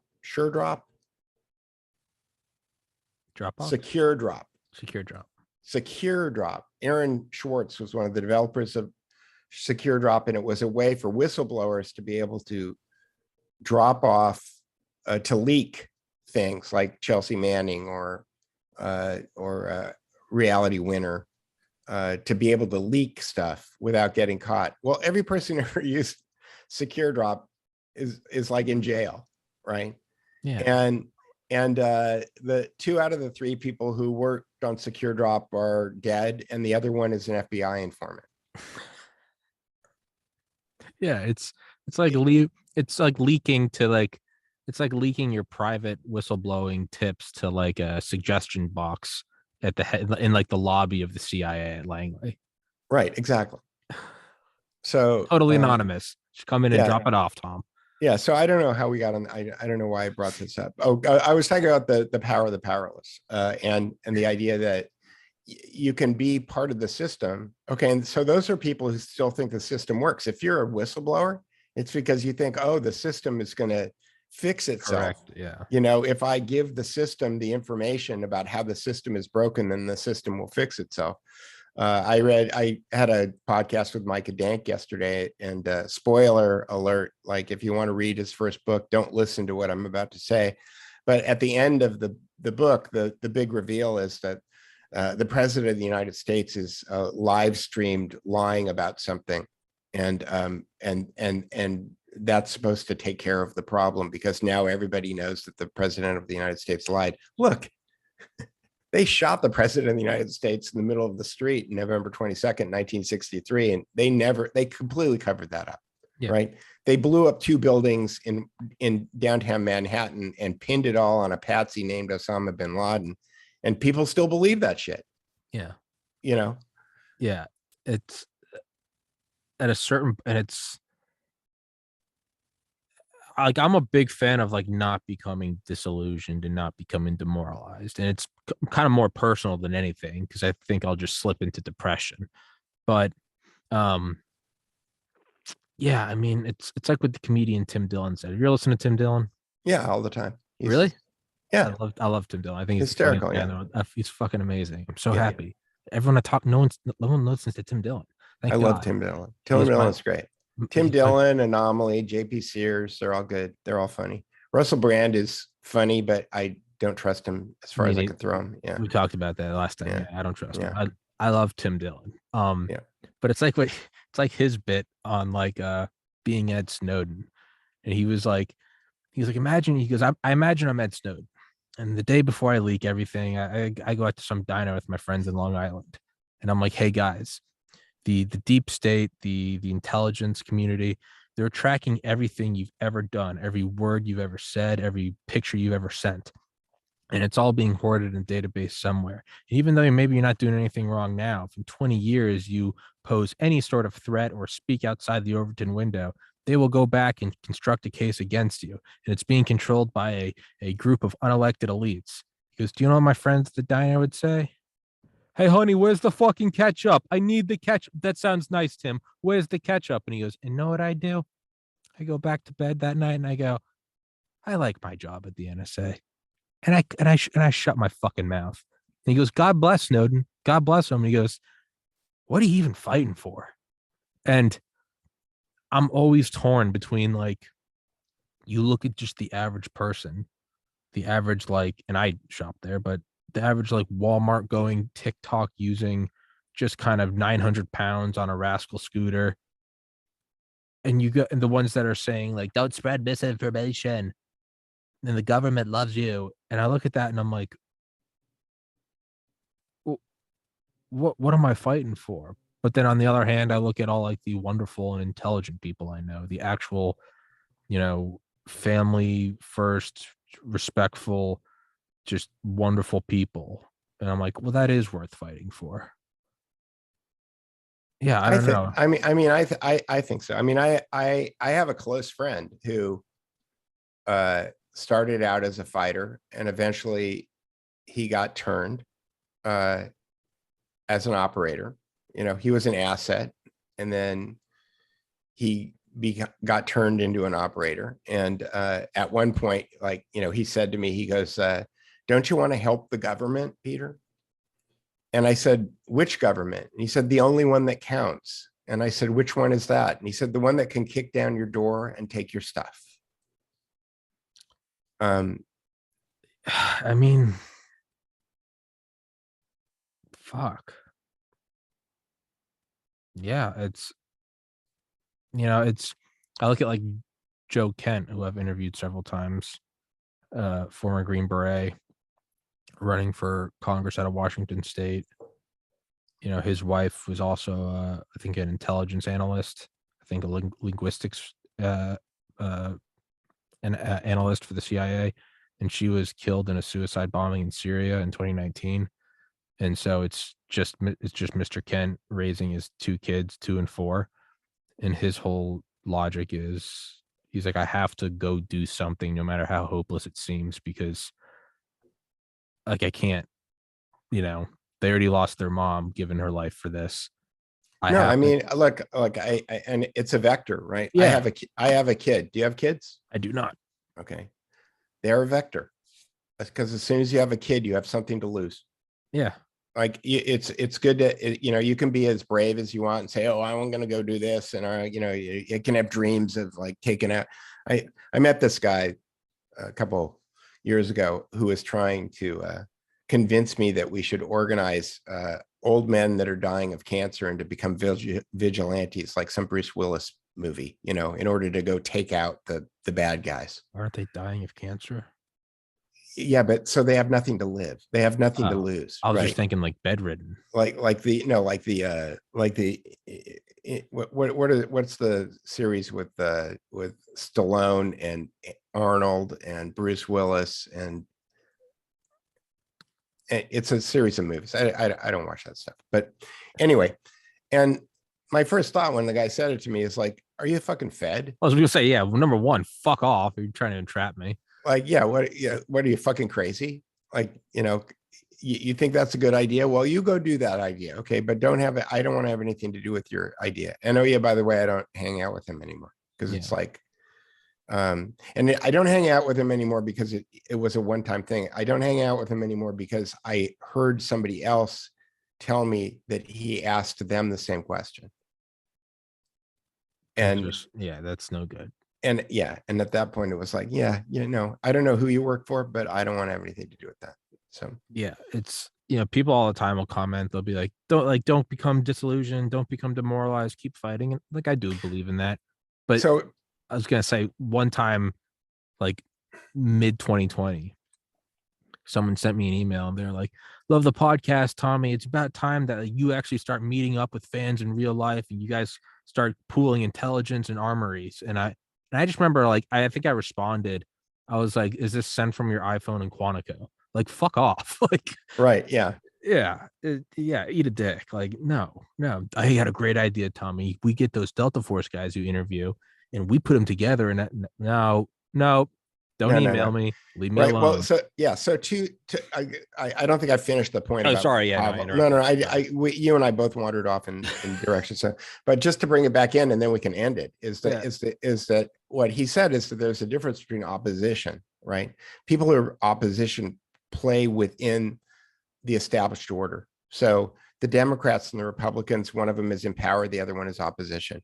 In Canada, they in parliamentary systems, they have the loyal opposition. Right.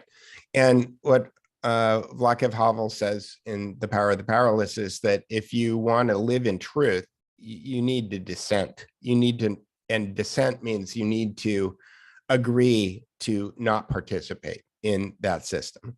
And that if you get enough people who are not participating in the system, then you can create parallel systems.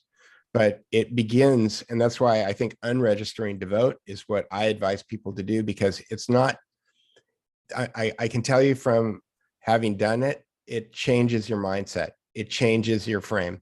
It changes the way that you look at television. It changes the way that you read things. It changes everything about you if you have made that conscious decision to withdraw from the system and say, look, I'm not playing in this system anymore. I will do whatever I can to stay out of jail, but I believe that it's fake and gay. And if you want to play in a fake and gay system, keep, going and putting a lawn sign or wearing a t-shirt or a hat and thinking that you're changing the world, because you're not. And as soon as you unregister to vote, as soon as you withdraw from the system, you will start to see things in a different way. Yeah. And I think that if enough people withdraw from the system, then we'll find each other and we can figure out another way to work this out. But as long as people are continuing to be opposition and not living the dissident lifestyle, then nothing is going to change. Yeah.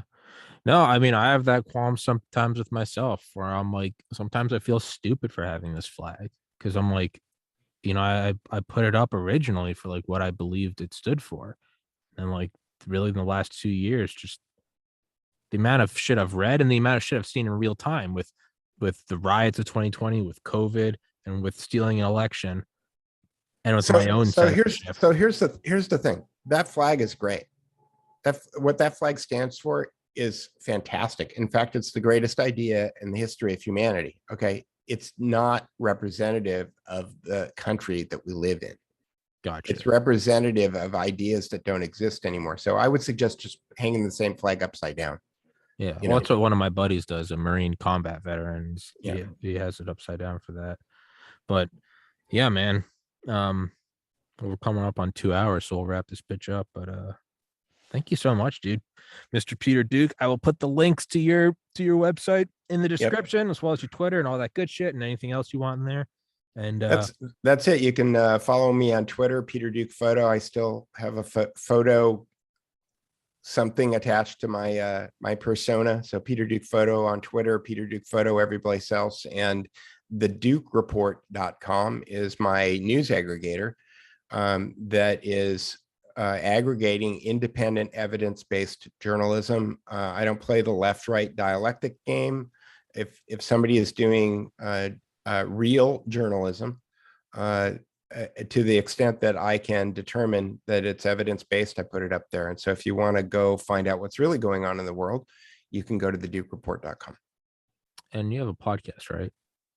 I do on Tuesdays and Thursdays on George Webb's network, neighborhood news studio, whatever. They have to really work on their branding. Yeah. They need to get that worked out. I do a podcast on two podcasts on Sundays, one with George Webb and Addie Ads, and then a second one with a guest. Yesterday we had Micah Dank, who is a astrotheologist, and so we kind of mix up the things. I think that where all these things come together is that as you start to dig back into revisionist history and you get into the occulted kind of mysteries, they all kind of seem to kind of converge. So I try to keep an iron in every fire. Hell yeah. Well, you're a fascinating guy to talk to, man. I'd love to have you on again to shoot the shit. You can get a feel for what this podcast is. When I said wing it, yep. This is what it is. There is no correct way to go. It's just all right. fill the time. Very good. Yeah. It was a pleasure, and I'll come back anytime you want. Hell yeah, man. Thank you so much. I'll text you the episode when it's uploaded. And yeah, guys, go check out all those links. And I look forward to talking to you again, man. Terrific. See you later. Take care.